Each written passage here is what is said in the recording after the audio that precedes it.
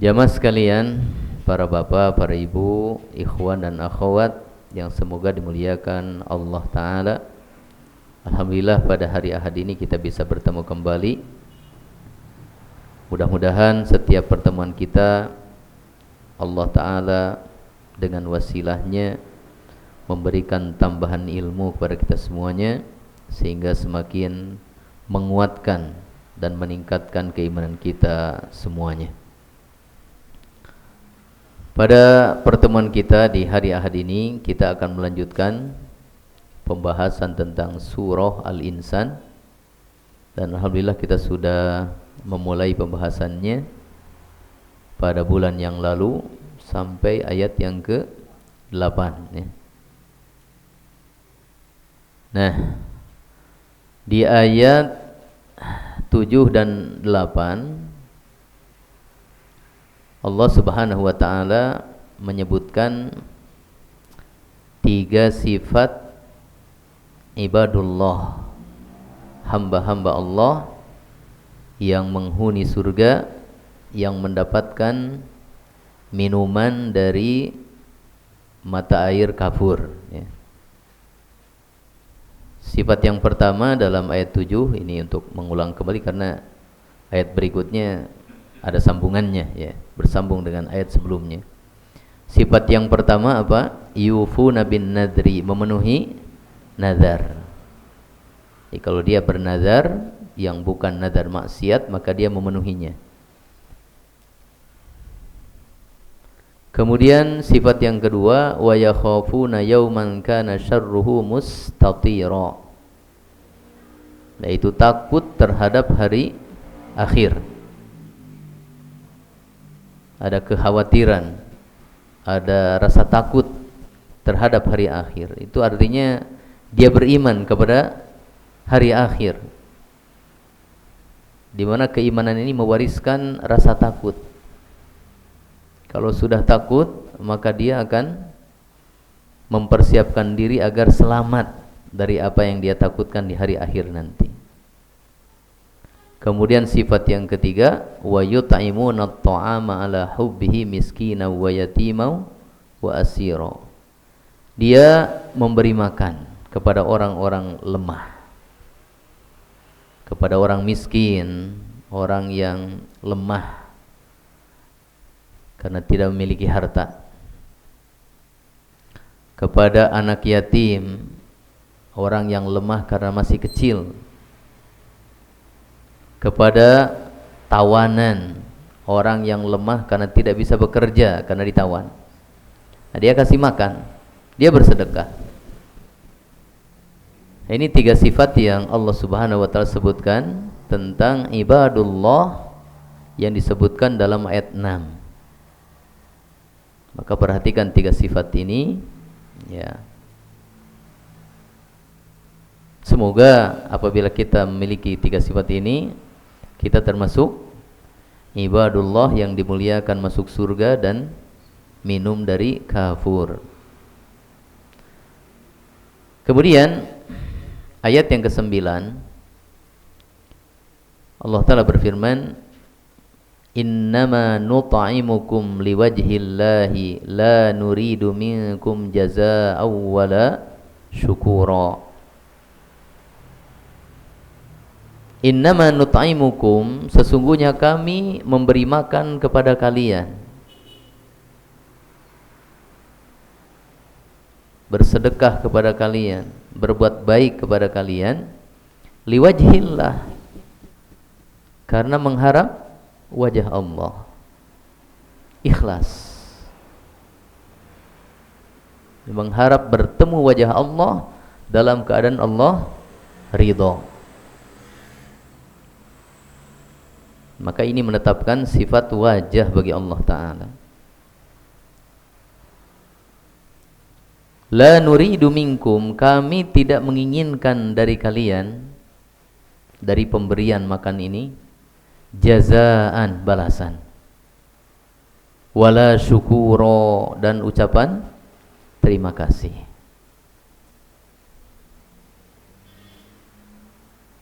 Nah, berkata Al-Imam Ibnu Katsir rahimahullahu ta'ala,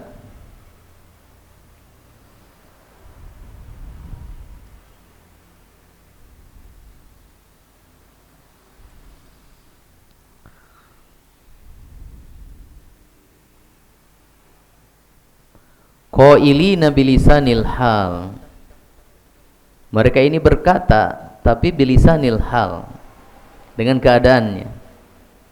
Karena ada orang berkata dengan lisan, ada orang berkata dengan keadaan. Walaupun lisannya tidak mengatakan, tapi orang faham dari keadaan dia. Walaupun sebagian ulama mengatakan bisa juga terucap dengan lisannya.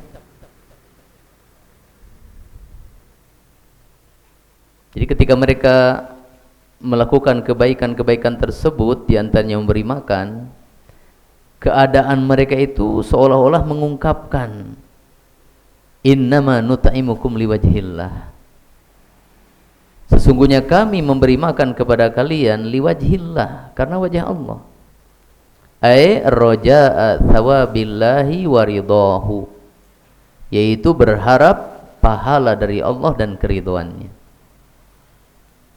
Wala nuridu minkum jazaa'a wala syukura, dan kami tidak menginginkan dari kalian balasan juga ungkapan terima kasih.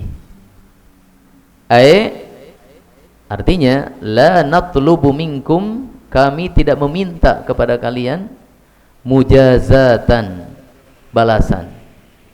Kami ngasih makan, kami tidak minta agar kalian juga membalas kami dengan memberi makan atau memberi yang lainnya.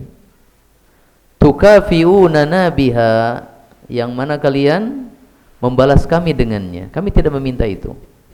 Wala antashkuruna, dan juga kami tidak meminta kepada kalian untuk berterima kasih kepada kami. Indan nasi, di sisi Allah, di sisi manusia. Qala Mujahidun wa Sa'id bin Jubair, berkata Mujahid dan Sa'id bin Jubair, ama, ketahuilah, wallahi demi Allah, ma qaluhu bi alsinatihim, orang-orang tersebut tidak mengatakan ungkapan tadi dengan lisannya. Berarti dengan apa? Keadaannya. Walakin alimallahu bihi min qulubihim, akan tetapi Allah Ta'ala mengetahui dari hati mereka tentang keikhlasan mereka di dalam memberi makan dan berbuat baik kepada sesama. Fa'athna alaihim bihi, maka Allah Ta'ala memuji mereka dengan sebabnya. Ya, walaupun tadi saya buka-buka di tafsiran lain, dimungkinkan juga diucapkan dengan lisan. Tetapi kebanyakan ahli tafsir itu mengatakannya bahwa perkataan ini bukan dengan lisan, tetapi kondisinya, keadaannya. Ya, sebab terkadang ada orang yang mengatakan ikhlas dengan lisannya, tetapi sebenarnya hatinya ada pamrihnya. Pamrihnya apa? Pujian dari manusia. Saya ikhlas kok ngasih ini. Nah, mungkin ikhlas itu maksudnya saya ngasih makanan gak usah dibalas makanan, tapi sanjung saja saya seperti orang ikhlas. Maka keikhlasan itu ada di dalam hati kita. Keikhlasan itu terungkap dari keadaan kita. Sebab kalau lisan itu bisa berdusta. Sebagaimana orang-orang munafik, mereka mengucapkan kalimat-kalimat indah dengan lisannya, tapi Allah tahu bahwa hati mereka itu busuk. Dan sebagian manusia tahu bahwa keadaannya itu mengungkapkan tidak seperti yang diucapkan oleh lisannya. Ya, jadi keikhlasan itu enggak perlu diungkapkan dengan lisan kita, ya. Walaupun kalau seandainya kita mengatakannya tidak apa-apa, tidak masalah.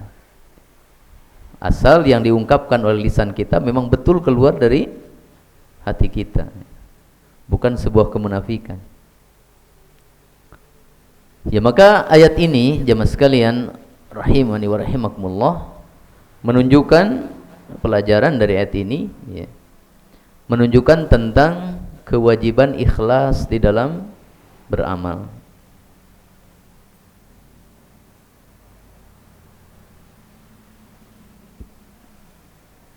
Jadi surga yang Allah Ta'ala sediakan ini adalah bagi orang-orang yang innama nut'imukum liwajhillah ya. Orang-orang yang bersedekah kepada manusia itu memang karena Allah Ta'ala.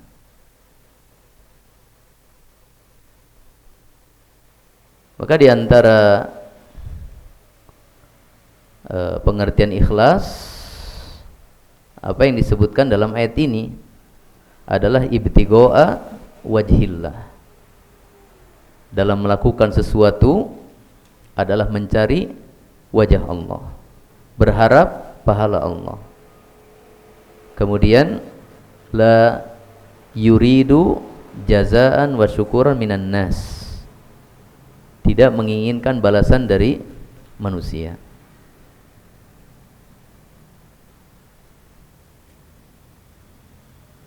Jadi salah ya kalau ada orang mengatakan saya sudah berbaik kepada kamu, minimal terima kasih kayak gitu. Nah, jangan. Nah, itu sudah mengurangi keikhlasan kita itu. Bahkan kalau memang itu tujuannya, berarti nggak ikhlas itu. Nah, terkadang ada orang yang berbuat baik kepada seorang, kemudian orang yang dia berikan kebaikan kepadanya itu mengecewakan dia gitu ya. Tidak membalas baik, bahkan berterima kasih juga enggak.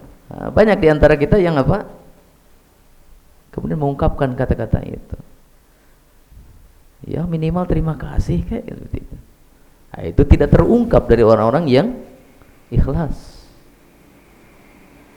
Ketika kita berbuat kebaikan pada seorang, apakah dia akan membalas dengan kebaikan, atau minimal dia mengucapkan terima kasih, atau dia mendoakan jazakumullah khairan, atau tidak, itu enggak ada urusan dengan kita.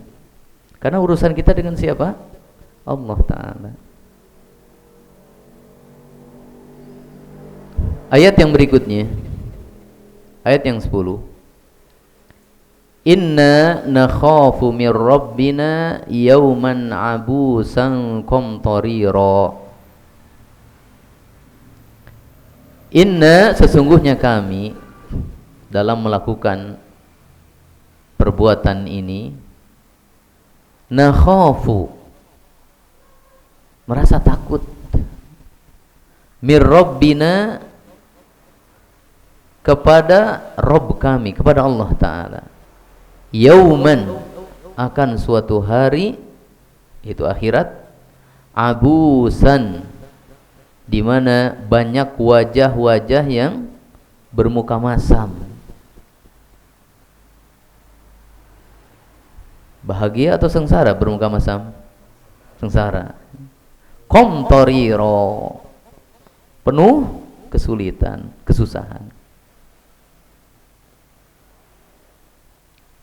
Berkata Al-Imam Ibnu Katsir rahimahullahu ta'ala, inna nakhafu min rabbina yawman abusan qamtarira, ay innama naf'alu hadza, sesungguhnya kami melakukan perbuatan ini, memberi sedekah dan yang lainnya, la'allallaha ayyarhamana, semoga Allah merahmati kami, wa yatalaqqana bilutfihi, dan menerima kami dengan kelembutannya, fil yaumil abusil qamtarir, pada hari banyak wajah yang bermuka masam dan penuh kesulitan.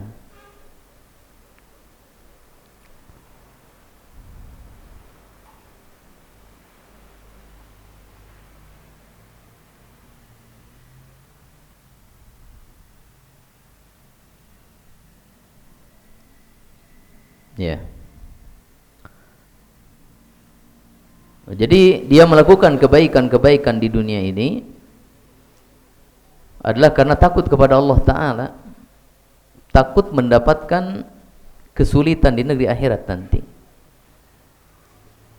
Maka ini juga termasuk dari atau merupakan penjelasan dari ayat tadi ya, tentang keikhlasan.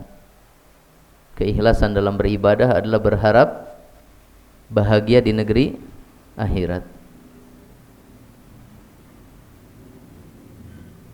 Coba perhatikan dua ayat ini ya. Bertemu wajah Allah kapan? Di akhirat ya. Ketika dihisab dan di dalam surga.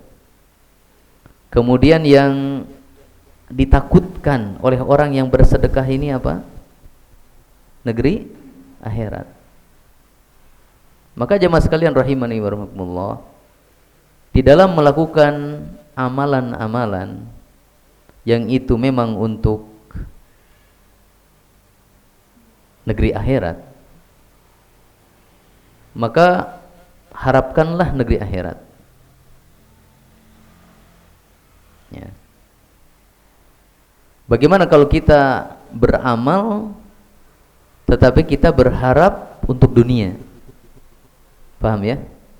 Kalau tadi kan diungkapkan bertemu wajah Allah di akhirat nanti, diungkapkan takut terhadap negeri akhirat. Nah, bagaimana kalau kita beramal untuk negeri dunia? Kalau amalan tersebut memang amalan murni dunia, ya memang pendek jangkauannya, hanya dunia saja.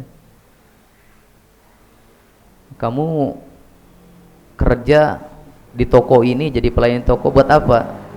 Dapat uang untuk makan, untuk keperluan sehari-hari. Boleh atau tidak? Boleh, itu pekerjaan dunia.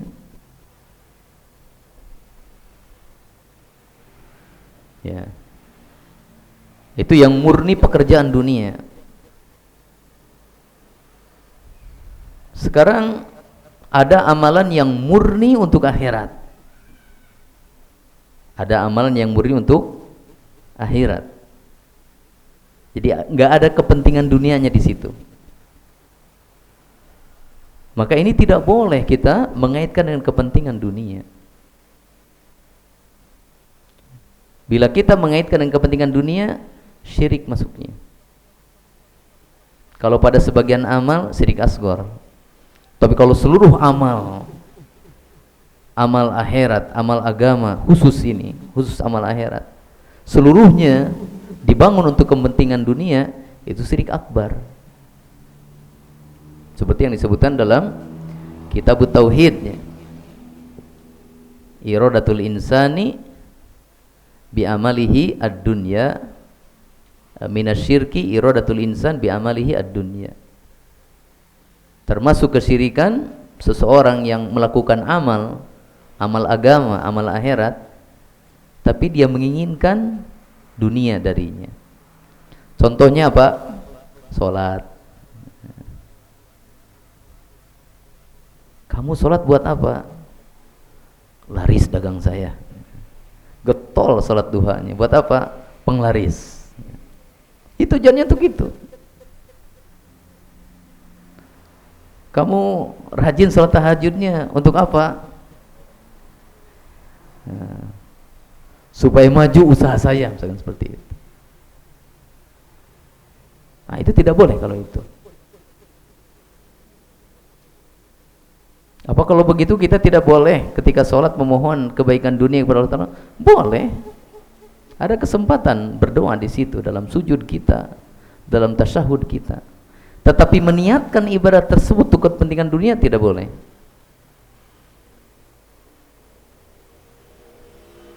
Nah, itu yang kedua ya. Kemudian yang ketiga, ada amalan yang ada kepentingannya dengan negeri akhirat, tapi ada juga kepentingannya dengan dunia. Maka berharap dunia sebagai sebagian dari harapan dia dalam amal tersebut itu tidak apa-apa. Walaupun seandainya dia murnikan untuk akhirat, maka itu lebih besar. Ya, contohnya apa? Ya, contohnya seperti berjihad, ya. Berjihad itu untuk mendapatkan mati syahid. Tapi Allah Ta'ala menjanjikan dalam jihad harta rampasan perang. Ada kebaikan dunia di situ. Jadi kalau ada orang berperang lillahi ta'ala, tapi dia juga menginginkan apa? Harta rampasan perang, maka itu boleh. Walaupun yang lebih utamanya apa? Murni untuk negeri akhirat. Masalah ghanimah ya pasti dapat kalau dia menang.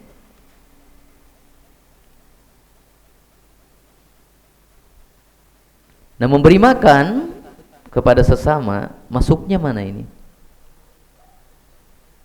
Kan tadi ada 3 ya.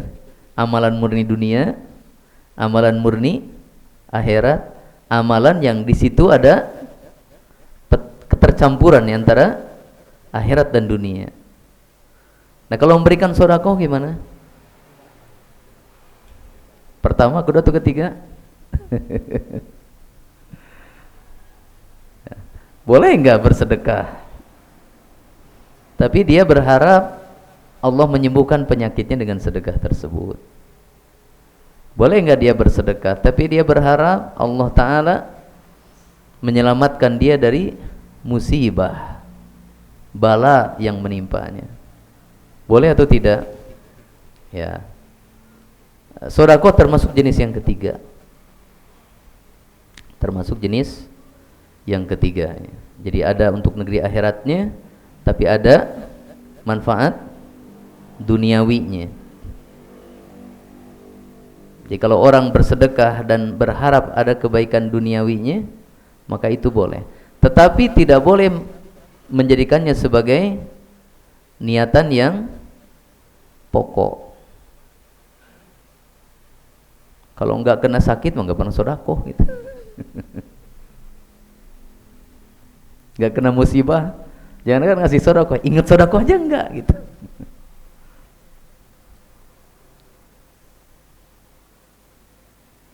Ya.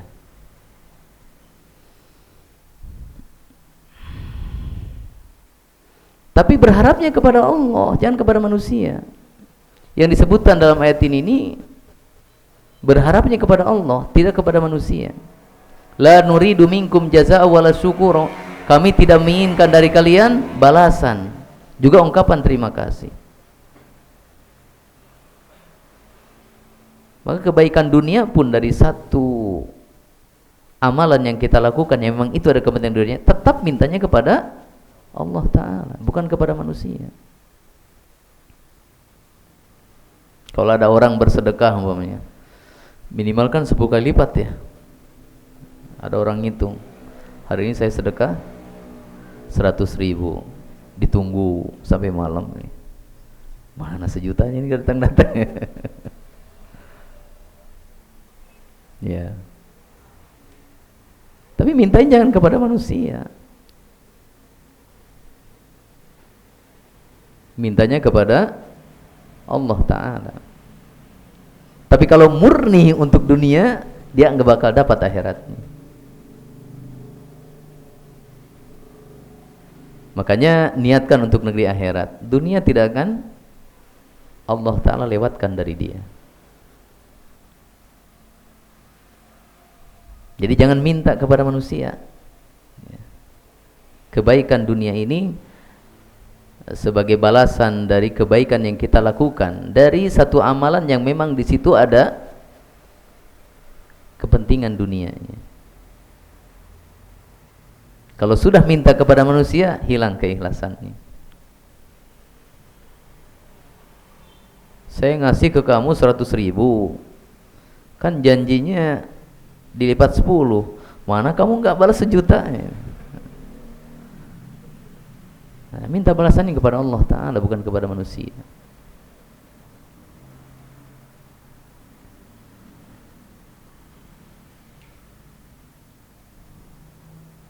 Ayat yang ke-11, fawaqahumullahu syarra dzalikal yaumi walaqahum nadratan wa surura. Fawaqahumullahu, maka Allah melindungi mereka, syarra dzalikal yaumi, dari keburukan hari akhirat tersebut. Walaqahum, dan Allah memberikan kepada mereka nadratan, wajah yang berseri-seri, wasururon, dan kebahagiaan dalam hati. Berkata Imam Ibnu Katsir rahimahullahu taala, wa hadza min babit tajanusil baligh. Ini adalah dari bab at-tajanus al-baligh, yaitu balasan serupa.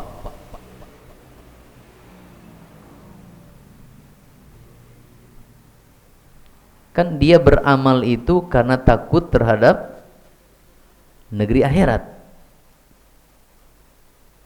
maka Allah balas sesuai dengan keinginan dia. Apa? Allah lindungi dia dari keburukan yang dia takutkan di negeri akhirat.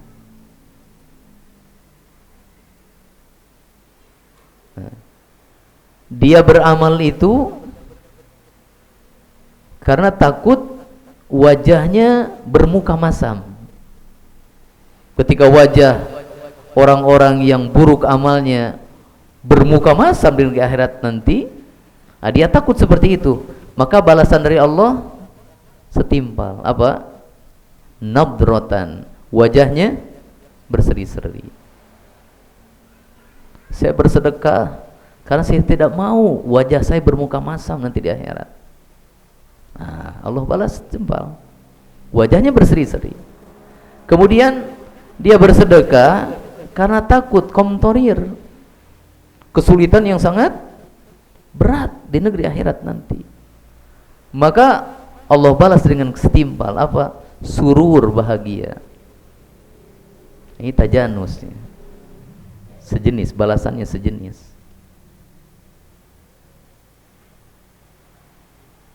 Dan demikianlah diungkapkan dalam banyak hadis, ya. Kita tamatkan dulu, ya. Fawaqahumullahu syarra dzalikal yaum, ay amanahum mimma khafu minhu. Allah mengamankan mereka, melindungi mereka dari apa yang mereka takutkan dari hari tersebut.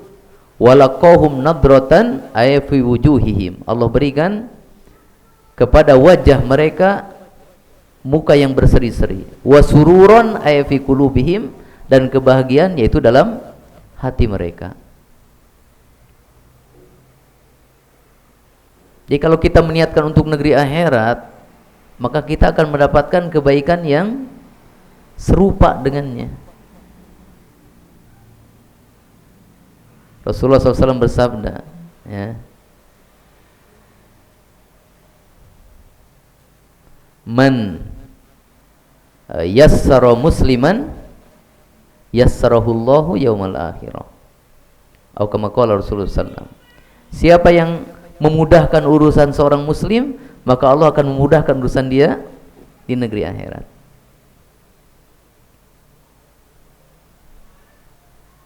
Ya.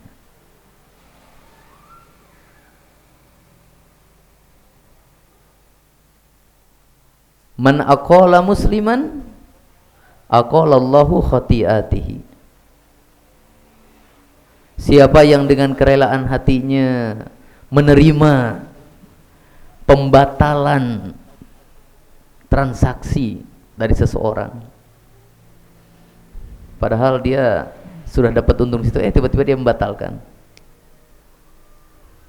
Aqalallahu khati'atihi, maka Allah Ta'ala akan mengampuni dosa-dosa dia.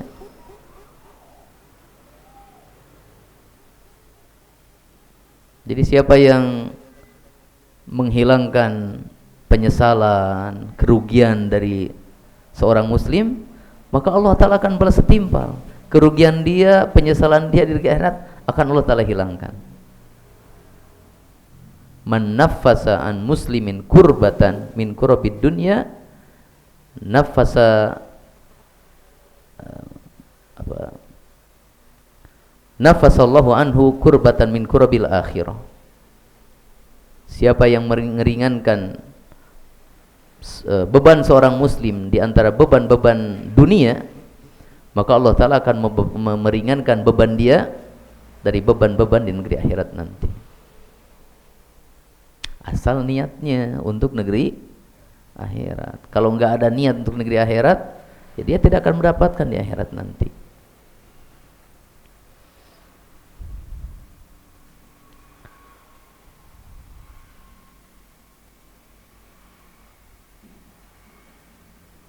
Wajazahum bima sabaru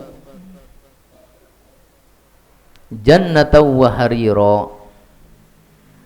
Wajazahum, dan Allah akan membalas mereka bima sabaru, dengan sebab kesabaran mereka, jannatan berupa surga, wa hariron, dan pakaian sutra.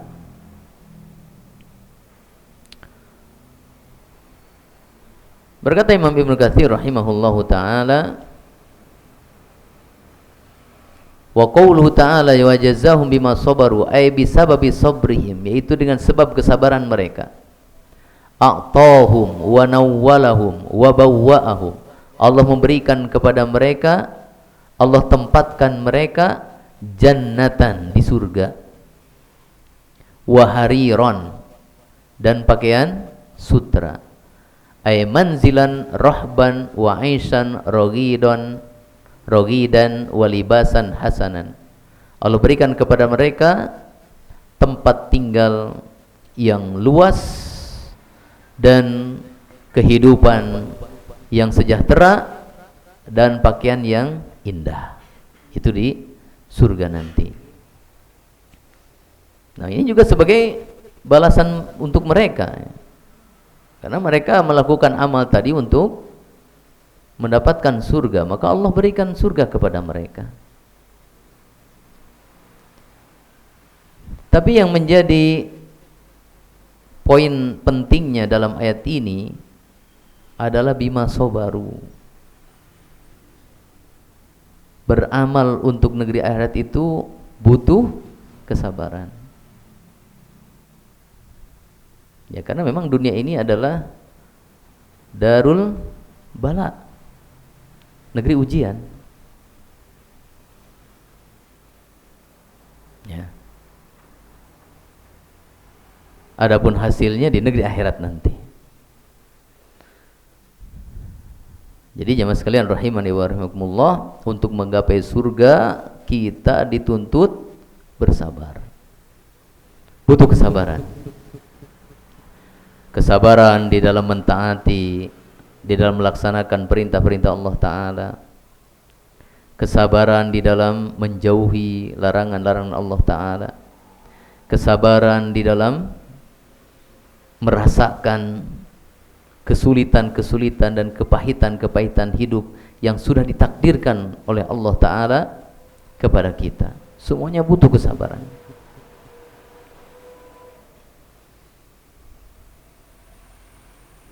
Dan sabar ini merupakan senjata yang paling hebat untuk menghadapi kesulitan. Sebagaimana ilmu, senjata yang paling hebat untuk menghadapi kebodohan. Bila berkumpul dua senjata ini, ilmu dan sabar, dia adalah pemimpin kaum muslimin. Allah Ta'ala berfirman, wa ja'alna minhum a'immatan yahduna bi amrina lamma sabaru wa kanu bi ayatina yuqinun. Dan kami angkat dari mereka, Bani Israel, a'immatan, para pemimpin, yahduna bi amrina, yang membimbing manusia dengan perintah kami, dengan ajaran kami, dengan agama Allah Ta'ala. Lamma sabaru, mereka jadi pemimpin yang membimbing manusia lain kepada petunjuk Allah Ta'ala. Lamma sabaru, ketika mereka bersabar. Kalau nggak punya kesabaran, nggak bisa jadi pemimpin untuk manusia, ya. Karena membimbing manusia lebih sulit dibandingkan jadi guru, harus lebih tinggi kesabarannya. Karena yang diurusi adalah makhluk hidup yang punya kemauan, yang punya keinginan. Pelajarannya mengarahkan ke barat, tapi si muridnya maunya ke timur. Gimana itu? Beda kalau menghadapi benda mati, mesin nggak ada keinginan. Mau dipakai kerja, mau ditendang, mau dirusak, diam aja dia.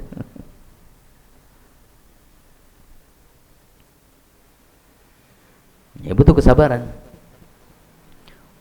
Maka dengan kesabaran, kesulitan dalam membimbing manusia, kesulitan di dalam mengajari manusia, kesulitannya teratasi dengan kesabaran. Wa kanu bi ayatina yuqinun, dan mereka yakin terhadap ayat-ayat kami, karena mereka orang berilmu. Yakin itu ilmu. Maka kesulitan yang merupakan ketidaktahuan, kebodohan, bagaimana caranya dan sebagainya, itu tertanggulangi dengan ilmunya. Jadi dua hal ini harus dimiliki oleh setiap muslim, ilmu dan sabar. Pelajaran dari ayat 10 tadi belum kita tulis ya. Pelajaran dari ayat 10 ya. Ini sebenarnya pelajaran banyak ya. Ya, yang paling pokoknya adalah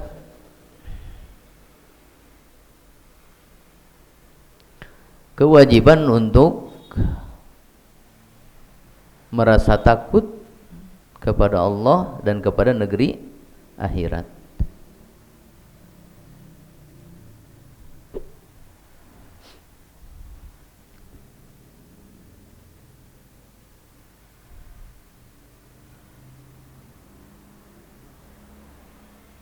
Tapi sekarang banyak orang yang secara omongannya seperti nggak takut gitu ya. Mungkin dia nggak ingat akan negeri akhirat. Pasti ingatkan juga rasa takutnya nggak ada. Nggak apa-apa, saya masuk neraka. Ada ungkapan sebagian seperti begitu. Kamu katanya muhsin, tapi nggak sholat. Ya nggak sholat kan diancam sama neraka. Ya nggak apa-apa saya masuk neraka. Sampai berani ngomong seperti itu. Kamu gebel gini nih, ini ancaman neraka. Oh nggak apa-apa masuk neraka.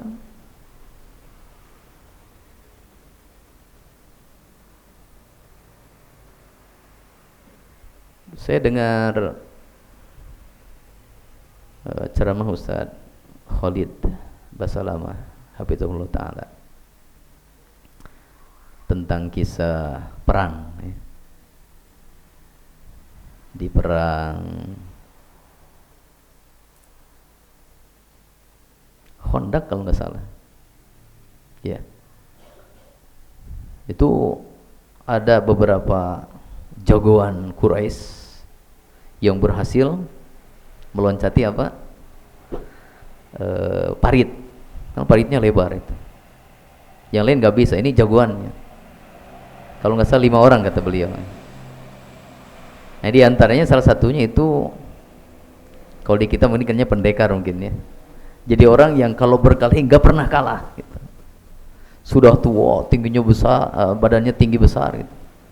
Dan dia kalau berkelahi nggak pernah kalah. Dan gaya perang dulu kan mubarazat, duel gitu ya.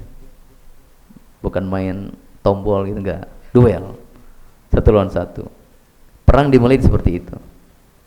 Ini yang saya lupa namanya, menantang, ayo siapa yang berani?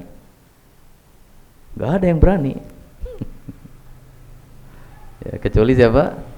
Ali siapa? Padahal Ali masih muda, tapi sama Rasul ditahan ya. Biarkan dulu terus. Ini kata Ustaz Khalid Hafizahullah ya.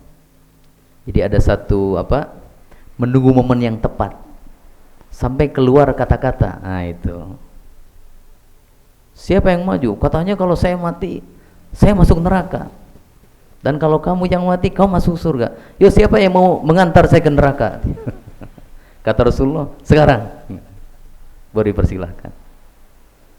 Dan Ali yang menang. Itu artinya bahwa kata-kata seperti itu mengungkapkan ungkapan yang menunjukkan tidak ada takutnya terhadap negeri akhir, itu kata-kata apa?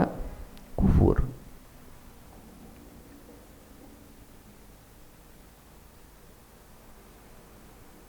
Ya, bahkan dalam kitab Tauhid ya, yang namanya rasa takut kepada Allah,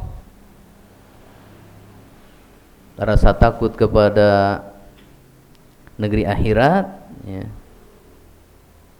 Kalau orang sudah enggak merasa takut kepada Allah, pada negeri akhirat, itu ada dua keadaan ya. Yang pertama, kufur akbar. Kufur akbar. Ini kufur akbar menjadikan orangnya batal Islamnya karena enggak takut kepada Allah, enggak takut kepada negeri akhir, enggak takut kepada neraka. Ini apabila memang betul-betul hilang rasa takutnya, sama sekali enggak ada takutnya.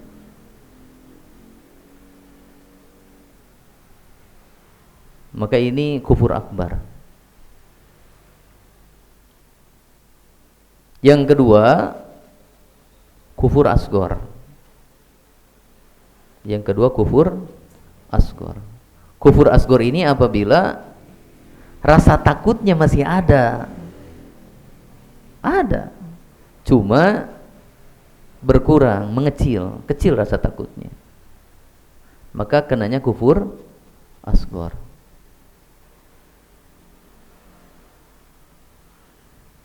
Jadi ungkapan seperti itu yang mengungkapkan seolah-olah dia enggak takut kepada negeri akhir, enggak takut kepada neraka, enggak takut kepada Allah Ta'ala, itu ucapan kufur. Tapi jatuhnya bisa kufur akbar, bisa kufur asghar, tergantung keadaan takutnya tersebut. Kalau memang sama sekali enggak ada takutnya, akbar, batal Islamnya, kalau memang dia asalnya seorang muslim. Tapi kalau masih ada pokok, jadi modal takutnya masih ada, cuma lemah rasa takutnya, nah itu kufur asghar. Karena takut itu ibadah hati, ibadah hati. Ya. Kemudian dari ayat 11 ya, bahwa Allah Subhanahu wa taala akan memberikan balasan yang sejenis atau serupa dengan perbuatan kita. Perbuatan baik maupun perbuatan buruk akan Allah Ta'ala balas dengan balasan yang sejenis dengannya.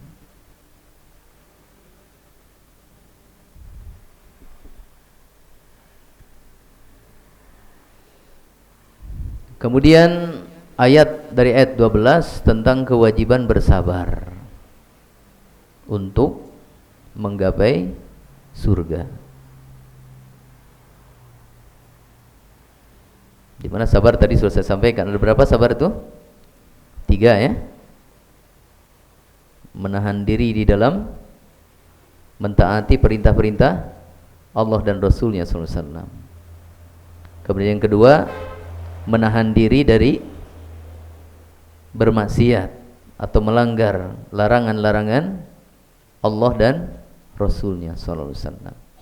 Kemudian yang ketiga, tidak berkeluh kesah terhadap kesulitan hidup yang memang itu sudah ditakdirkan oleh Allah Ta'ala.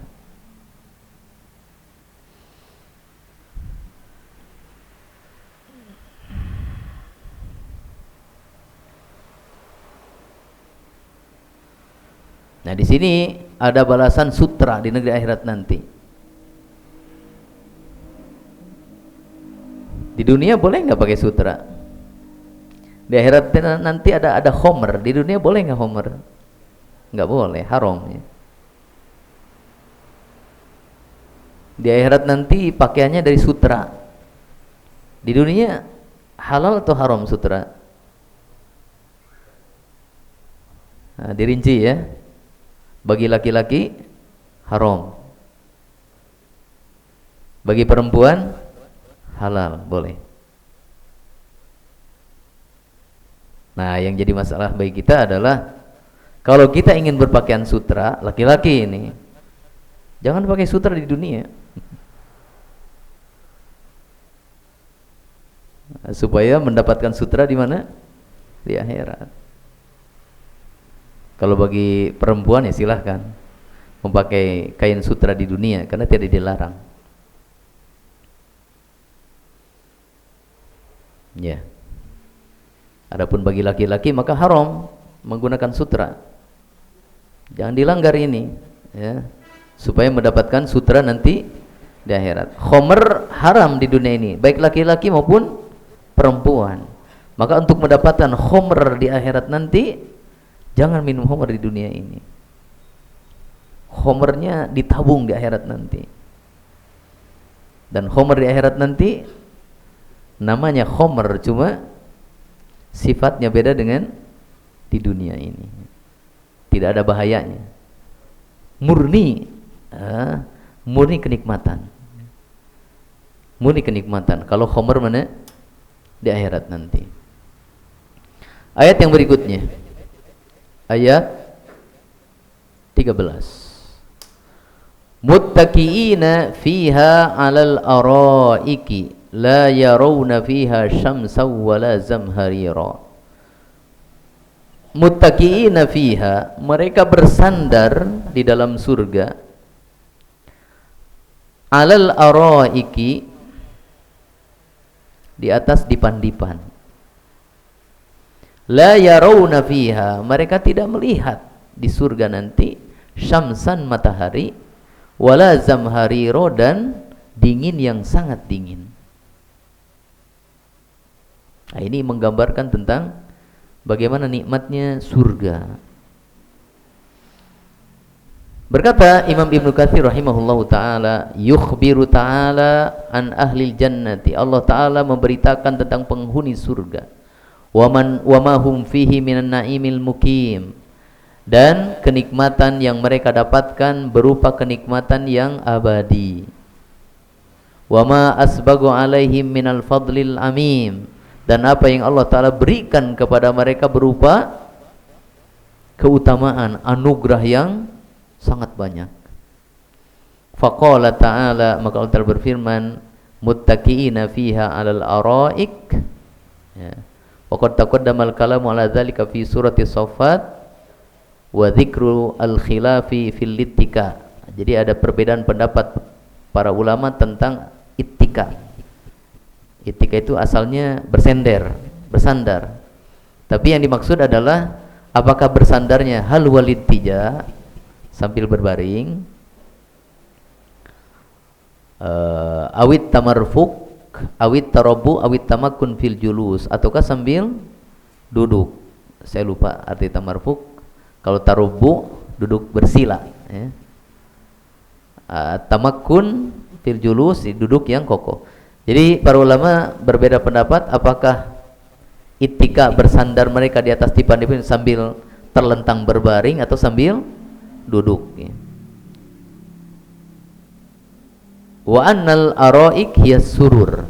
Adapun araik dia adalah ranjang atau dipan.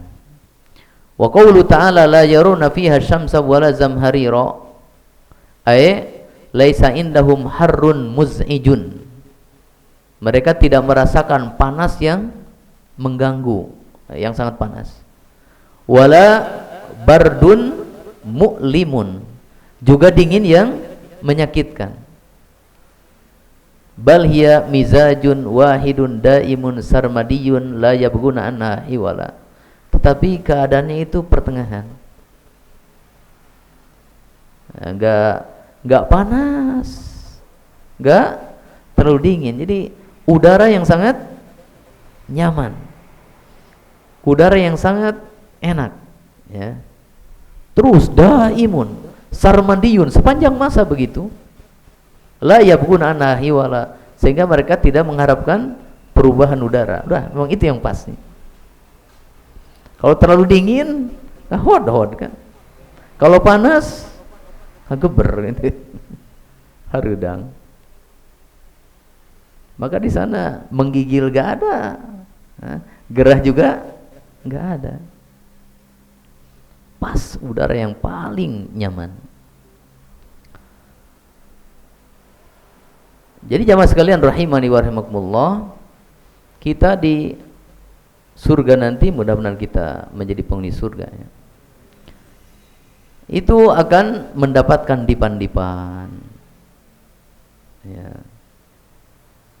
Kemudian disebutkan dalam ayat lain, setiap dipan ada bidadarinya. Ya. Kita enak-enak nyantai di situ. Kalau sekarang mungkin kita melihat ada orang berjemur di pantai, ya. Jemur pakaian sekalian jemur badannya, ya. Kayak nikmat, tapi kok kita nggak bisa? Gitu. Itu nggak ada nikmatnya kalau itu. Ya, sedikit nikmatnya. Nah, nanti di surga kita bersantai-santai di atas dipan. Sekarang masanya bekerja, berjuang nih, bersabar nih. Ya, kita akan bersantai di atas dipan-dipan tersebut dengan ditemani bidadari yang sangat indah, sangat cantik, ya. Itu ya. Kemudian kebahagiaan yang kedua, kita tidak akan merasakan gerah apalagi kepanasan.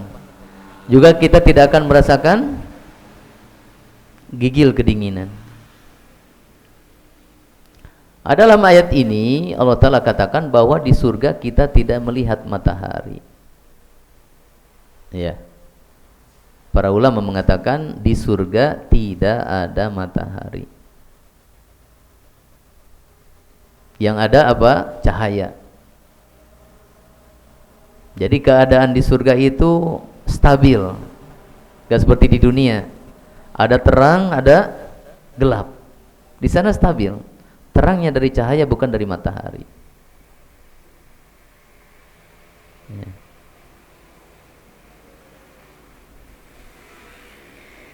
Apakah ada siang, ada malam di surga nanti? Kita mengenal siang malam gimana? Ada matahari berarti siang. Matahari tenggelam berarti malam. Muncul bulan, oh malam. Nah, di surga itu tidak ada siang, tidak ada malam. Tidak ada matahari, tidak ada bulan. Atau enggak enaknya? Enggak ada siang, enggak ada malam. Ya, nikmatnya siang kan ada malam. Nikmatnya malam kan ada siang. Di sana kenikmatannya abadi. Seperti di dunia ini, ada sehat, ada sakit. Terasa nikmat sehat ketika sakit. Terasa sakitnya sakit karena ada sehat. Mungkin kalau yang terlahir, sejak lahir sampai meninggalnya sakit terus, biasa. Sakit dianggap biasa karena dia tidak pernah merasakan sehat. Nah, aturan dia di surga nanti beda dengan di dunia.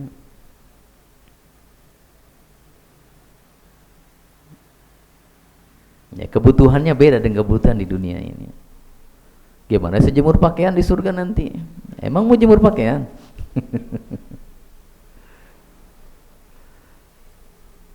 Ya. Jadi itu kenikmatan yang gak bisa kita bayangkan di dunia ini.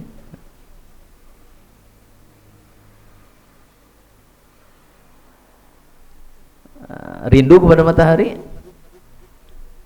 Rindu ketika matahari tidak ada gitu. Mendung terus, ya Allah kapan matahari keluar? Panas terus, ya Allah kapan mendung gitu. Jadi itu apa, kenikmatan yang didudukan tapi timbul tenggelam. Kadang ingin, kadang enggak. Nah, adapun di surga nanti memang kenikmatan yang ideal, abadi seperti itu.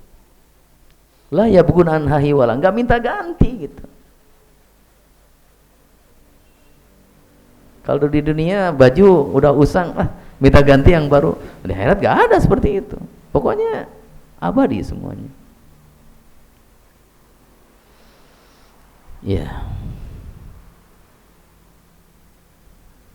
Kemudian ayat ke-14, wadaniyatan alaihim zilaluha wa dhullilat kutufuha tadlila. Wadaniyatan alaihim zilaluha, naungan pohon-pohon di surga itu sangat dekat kepada mereka, karena di surga itu pohon-pohon rindang berbuah yang menjadikan mereka sejuk, ya, berada di bawah pohon-pohon rindang.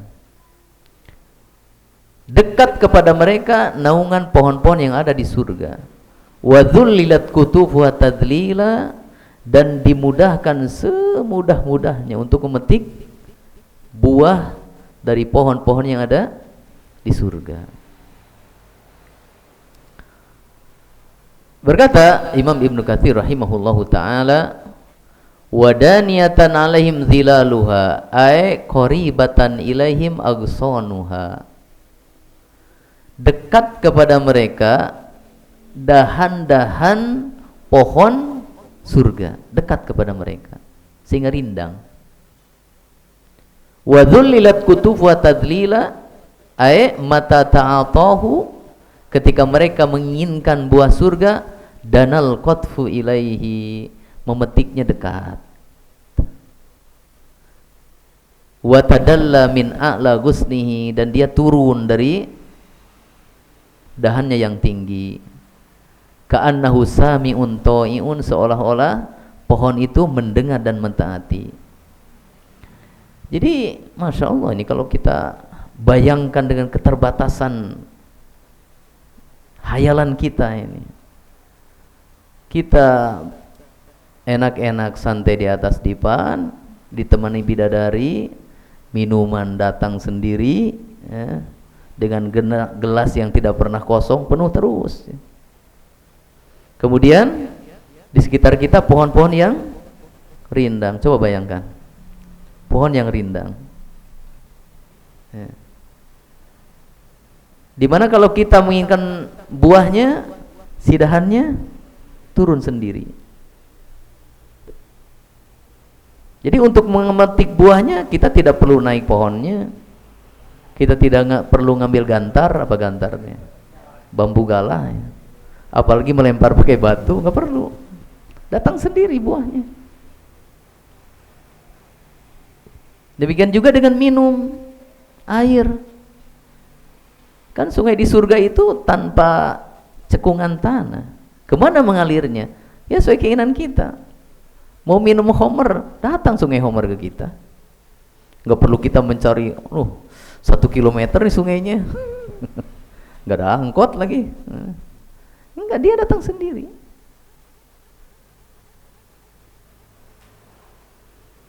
Jadi kita nggak ada capeknya di surga itu, nggak ada keringatnya, nggak ada capeknya. Apa yang kita konsumsi juga tidak ada kotorannya, sehingga nggak ada keringat, nggak ada air liur, nggak ada kencing, nggak ada buang air besar, nggak ada. Kalau sekarang orang kan makan, jangan makan ini, sakit perut nanti. Jangan minum ini, beser nanti. Jadi walaupun ada manfaat dari makanan tersebut, tapi ada kadar bahayanya juga. Di sana enggak.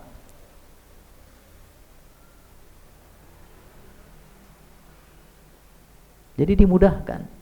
Memetik buah di surga itu sangat dimudahkan dan didekatkan juga dahan-dahan pohonnya.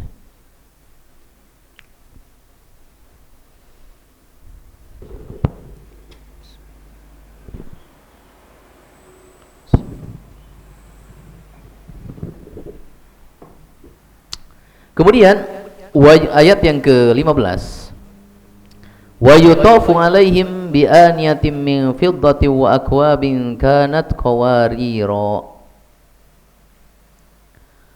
Wa yutafu alaihim, dan diedarkan kepada mereka, kepada penghuni surga, bi aniyatin, bejana-bejana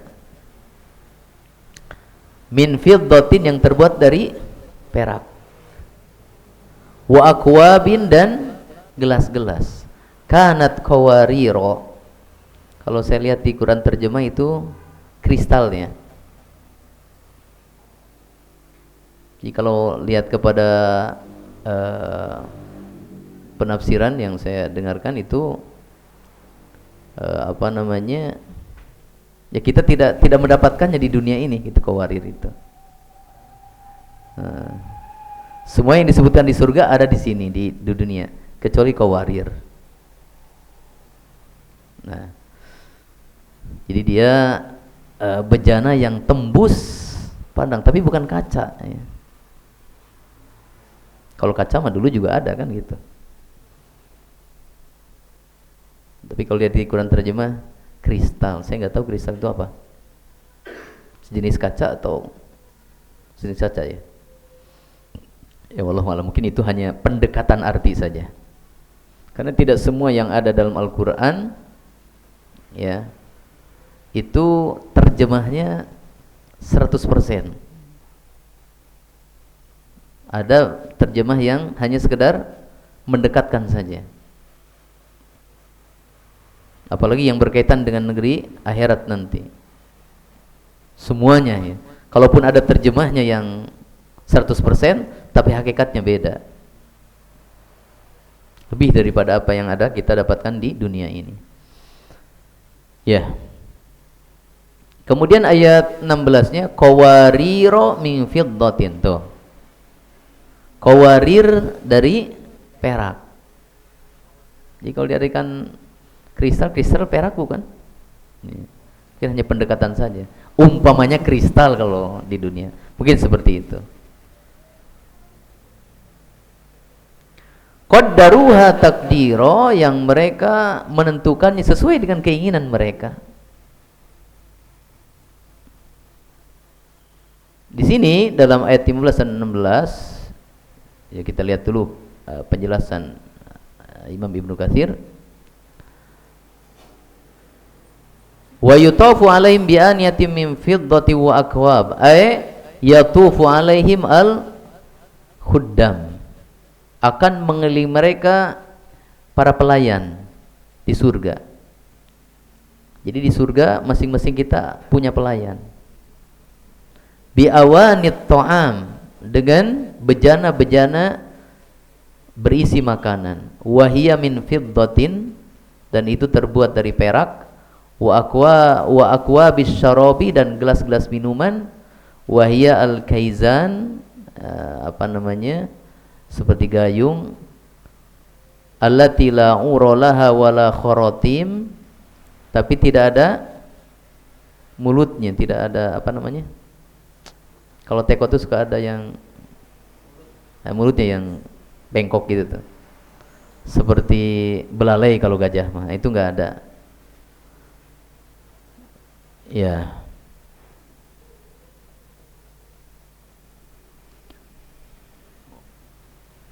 Wa qawluhu qawariro min fiddatin fal awwal masbih kana ay kanat qawarir wa thani mansub imma al bada, ini nahwu ya. Ya. Berkata Ibnu Abbas, Mujahid, Al-Hasan Basri dan yang lainnya, bayadul fiddati fi safaiz zujaji, putihnya perak dalam kebeningan kaca. Itu qawarir. Putihnya perak dalam kebeningan kaca. Kemudian beliau mengatakan wal qawariru la takunu illa min zujaj, dan qawarir tidaklah ada kecuali dari kaca.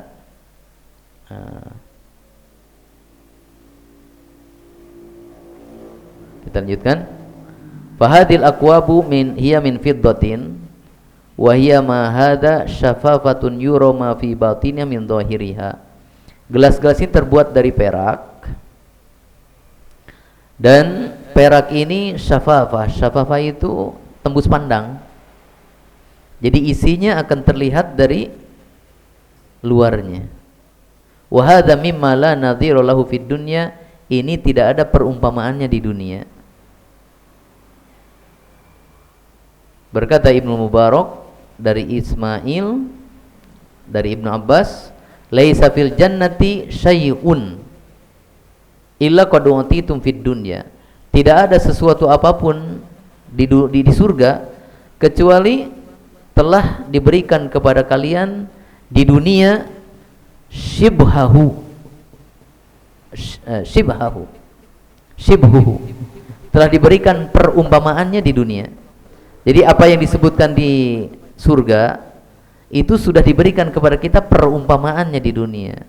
Susu ada di dunia, khomer ada di dunia, pohon ada, kurma ada, delima ada, kan semuanya ada. Walaupun hakikatnya beda. Jadi semuanya yang ada di surga itu sudah diberikan kepada kita perumpamaannya di dunia ini. Illa qawarir min fiddah, kecuali qawarir yang terbuat dari perak ini. Karena perak itu kan enggak tembus pandang, tapi kalau ini peraknya tembus pandang. Ya, penasaran dengan qawarir seperti apa? Enggak ada di Mbah Google, enggak ada. Nah, kalau penasaran ya cari di surga nanti. Tapi tentu harus dengan beramal ya. Ya. Qaddaruha taqdiro ay ala qadri rabbihim la tazidu anhu wa la tankusu bal hiya muaddatun lidzalika muqaddaratun hasba rayyi sahibiha. Ukurannya ditentukan oleh Allah Ta'ala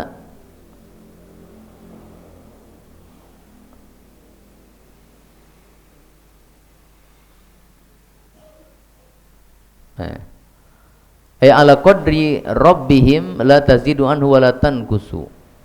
Ukurannya ditentukan oleh pemiliknya. Rabb sini pemiliknya. Tidak bertambah dan tidak berkurang. Itu disiapkan dan ukurannya sesuai dengan keinginan sahibiha, yaitu pemiliknya. Jika kita mau seperti apa ya akan jadi seperti itu.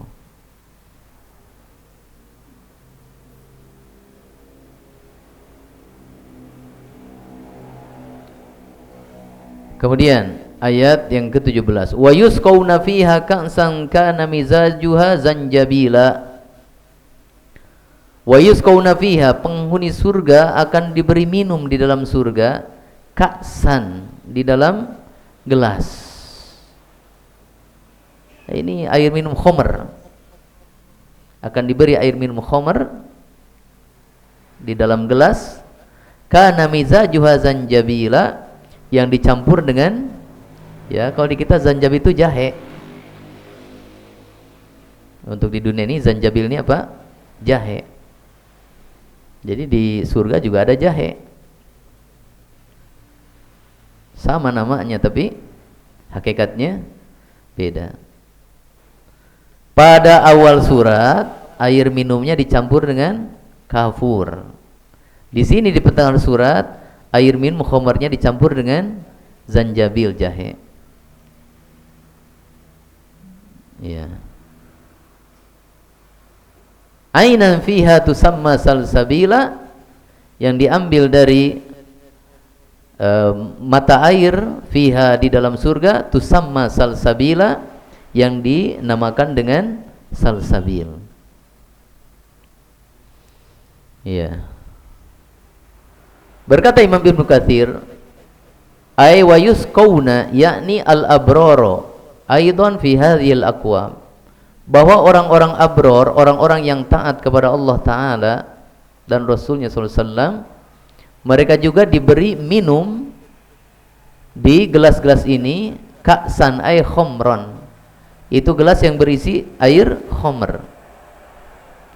Kana mizajuha zanjabila fataratan yumzaju lahumus syarabil kafur, terkadang minuman mereka dicampur dengan kafur, wa huwa baridun, dan kafur itu dingin. Wa taratan bizanjabil, dan terkadang dicampur dengan jahe, wa huwa harun, itu hangat.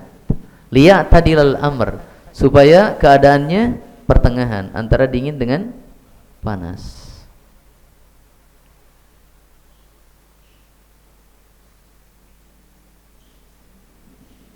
Ya. Nah, sedikit lagi.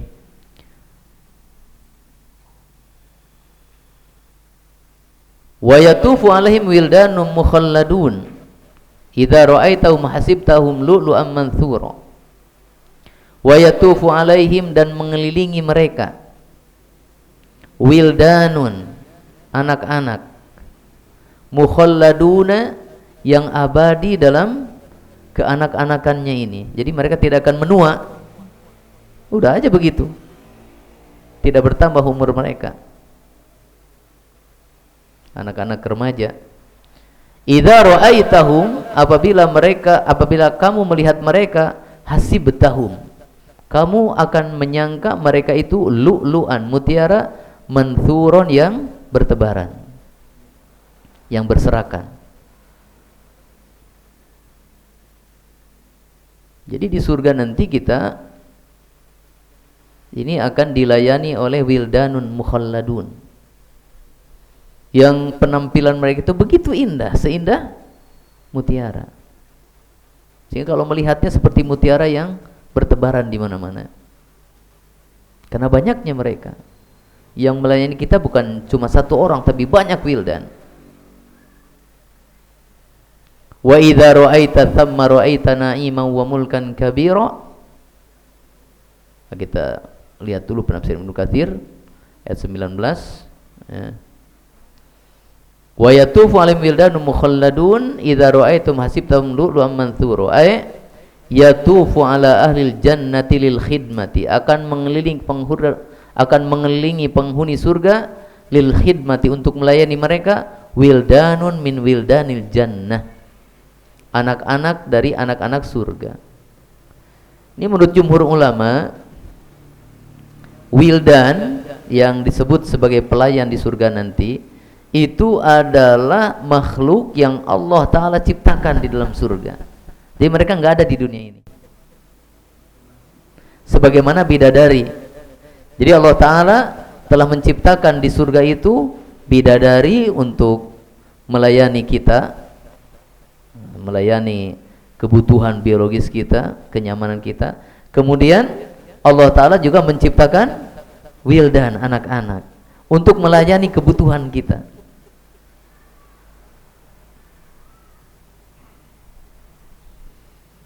Ini menurut pendapat jumhur ulama. Sebagian mengatakan wildan yang ada di surga itu adalah anak-anak kaum muslimin yang meninggal ketika masih anak-anak.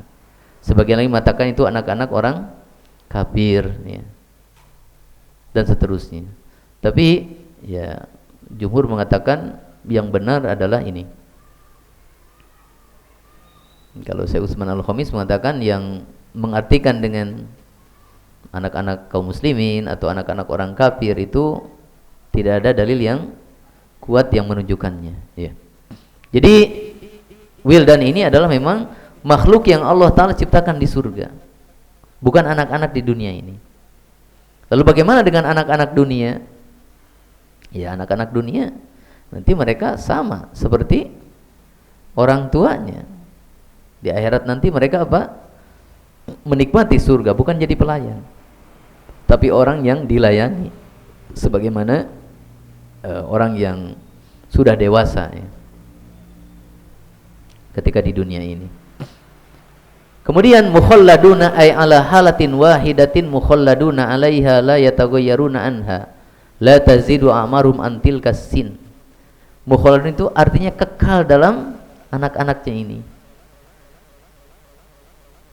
Mereka tidak akan berubah dan tidak bertambah umur mereka. Udah aja begitu seterusnya. Abadi dalam wildannya, tidak menjadi tua. Kalau kita ya masuk surga nanti, mudah-mudahan, amin ya rabbal alamin, ya, umur kita bukan umur anak-anak, tapi umur pertengahan. Umur pertengahan. Umur pertengahan. Sama, tidak akan menua. Tidak akan menua, tetap seperti itu umurnya. Ya.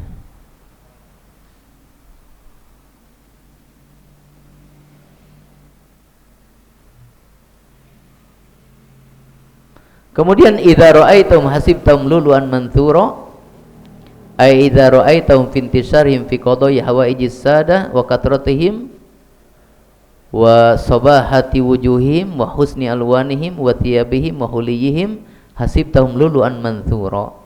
Kalau kamu melihat bertebarannya wildan ini di dalam melayani kebutuhan para penghuni surga, banyaknya mereka, indahnya wajah mereka, indahnya kulit mereka dan pakaian mereka serta perhiasan mereka, maka kamu mengiranya sebagai mutiara.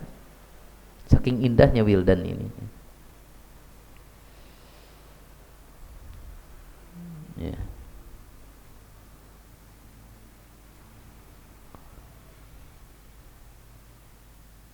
Masih berapa ayat ini? 19 ya. Masih ada. Mungkin kita lanjutkan dalam bagian yang ketiga nanti. Ya, pelajaran dari ayat berapa ini? 13 ya. Sampai ayat 19. Bahwa ayat-ayat ini menggambarkan kepada kita tentang kenikmatan dan keindahan surga yang tiada taranya. Jika kalau ingin mengenal tentang keindahan surga, ya baca ayat-ayat ini.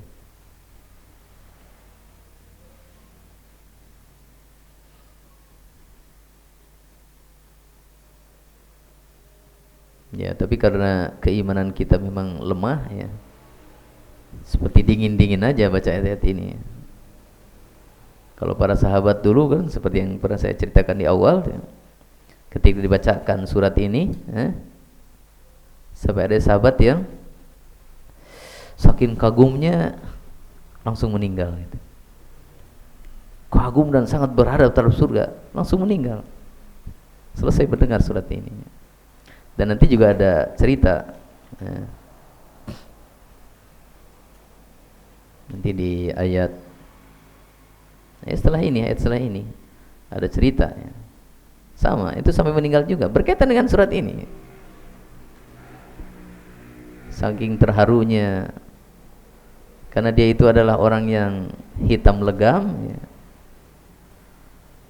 Apakah nanti kalau masuk surga ada penghuni surga yang hitam legam gitu. Kata Rasulullah SAW, semua putih, semua bahagia, semua gembira. Apakah saya bisa melihat seperti apa yang kau lihat di surga? Iya. Menangis bukan sedih. Menangis apa? Bahagia. Sampai meninggal menangisnya. Sentuhan Al-Quran kepada hati mereka sangat kuat. Ya, kalau kita mungkin ya banyak yang biasa-biasa aja ya, enggak, kurang tersentuh. Ya. Nah, mudah-mudahan ini Sohibul Quran menjadi media untuk mendidik generasi yang hatinya memang dipenuhi dengan sentuhan-sentuhan Al-Quran. Jadi, sentuhan Al-Quran kepada kita memang saya sendiri sangat merasakannya. Ya apa? Kurang ketersentuhan dalam hati itu. Ini menunjukkan lemahnya apa? Iman kita. Kalau para sahabat dulu sedihnya mereka, gembiranya mereka itu bersama Al-Quran.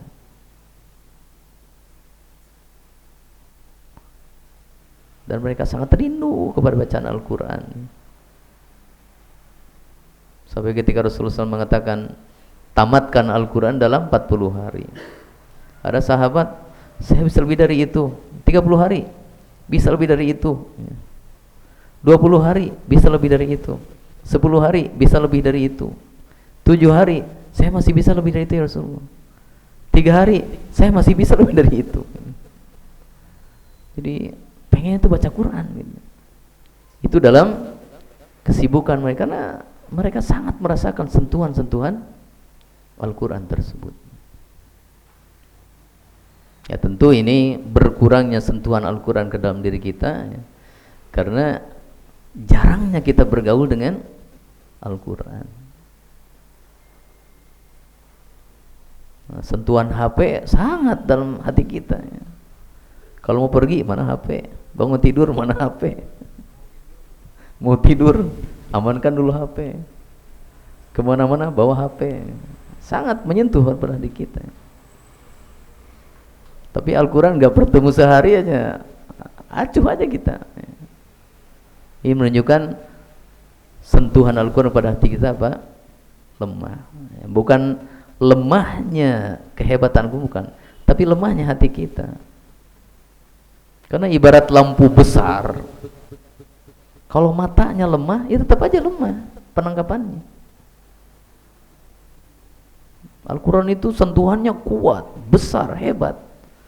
Cuma hati kita yang disentuhnya mati rasa gitu. Kurang rasa.